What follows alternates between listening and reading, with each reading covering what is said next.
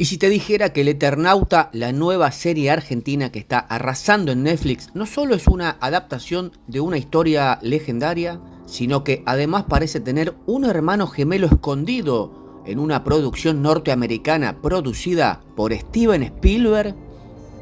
Nadie está hablando de esto, pero una serie estrenada hace más de una década tiene tantos puntos en común con El Eternauta que cuesta creer que sea casualidad.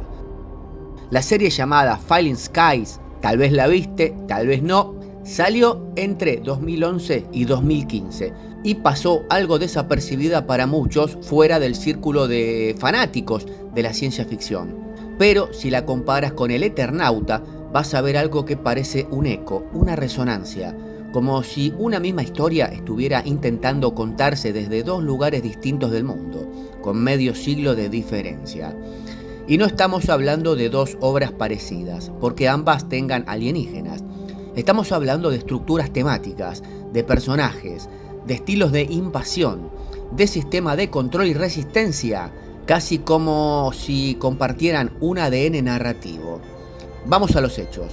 El Eternauta, escrita en 1957 por Héctor Germán Oesterheld, arranca con una nevada mortal, silenciosa, invisible, letal.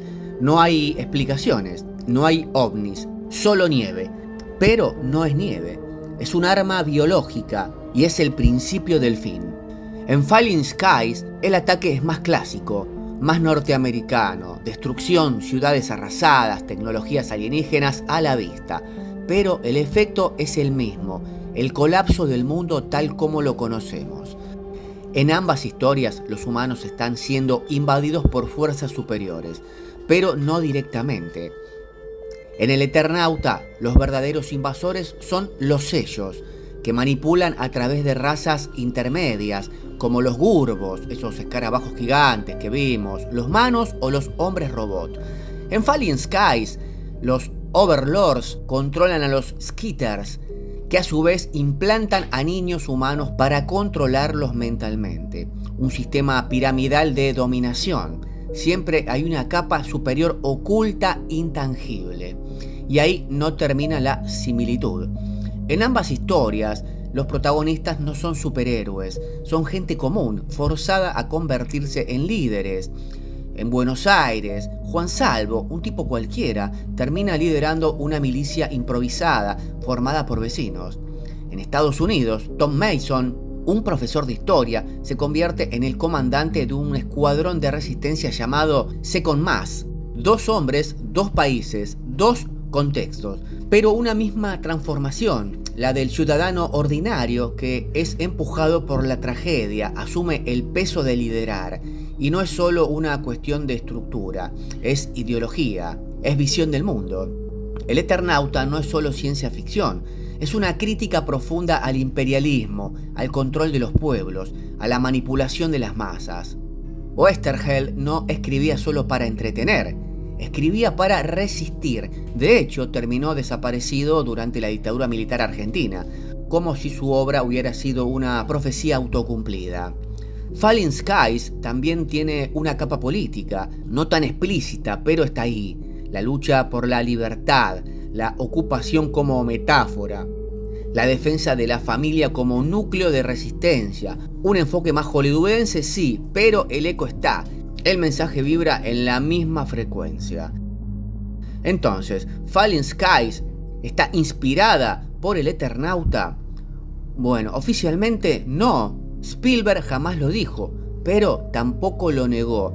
Y si conocemos su trayectoria, sabemos que es un fan declarado de la ciencia ficción clásica. ¿Podría haber leído o conocido la historia del Eternauta?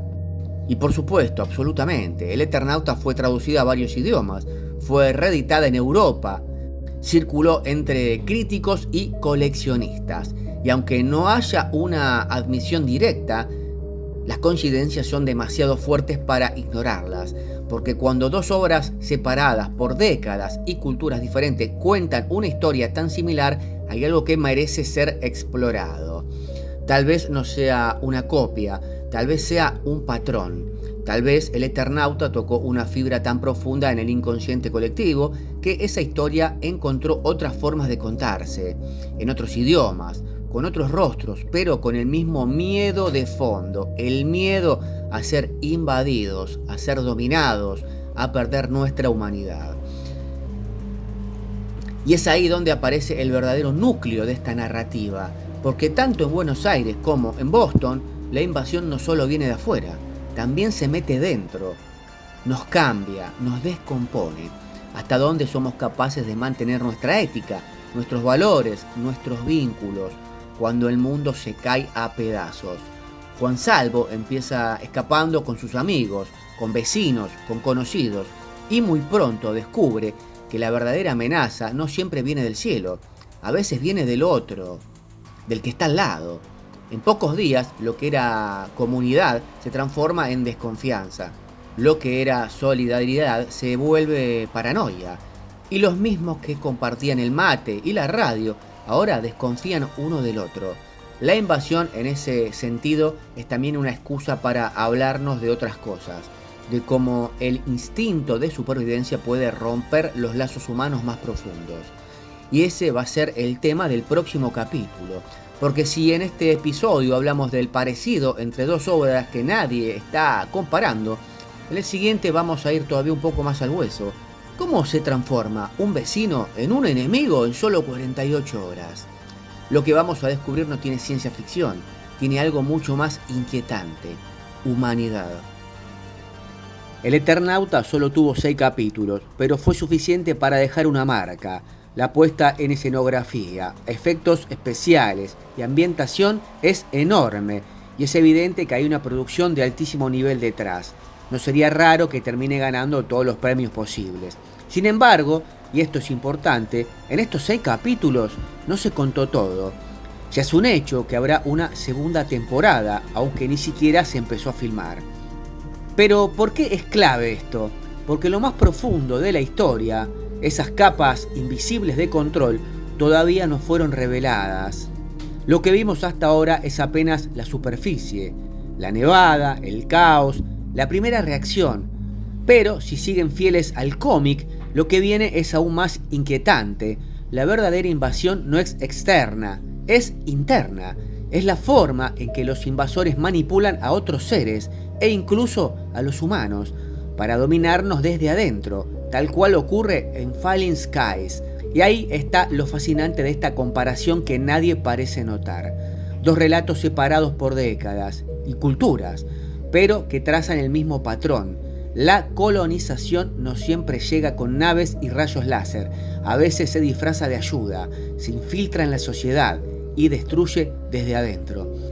Si esta conexión te pareció interesante, déjame un like y un comentario, porque en el capítulo 2 vamos a profundizar mucho más, porque si hay algo que el Eternauta retrata de manera brillante y que se ve también en Falling Skies, es como en cuestión de horas, vecinos, amigos, incluso familiares, pueden volverse enemigos cuando la supervivencia entra en juego. Yo no estoy acá para contarte la serie como hacen otros cientos de canales. Estoy acá para ir un poco más allá, para analizar lo que nadie está diciendo. Y si vos estás mirando esto, es porque también lo percibís. Siempre hay algo más profundo detrás de cada historia, algo que necesita ser contado. Para eso estamos acá. Mi nombre es Gustavo y como siempre les mando a todos un gran saludo y nos vemos en el próximo informe.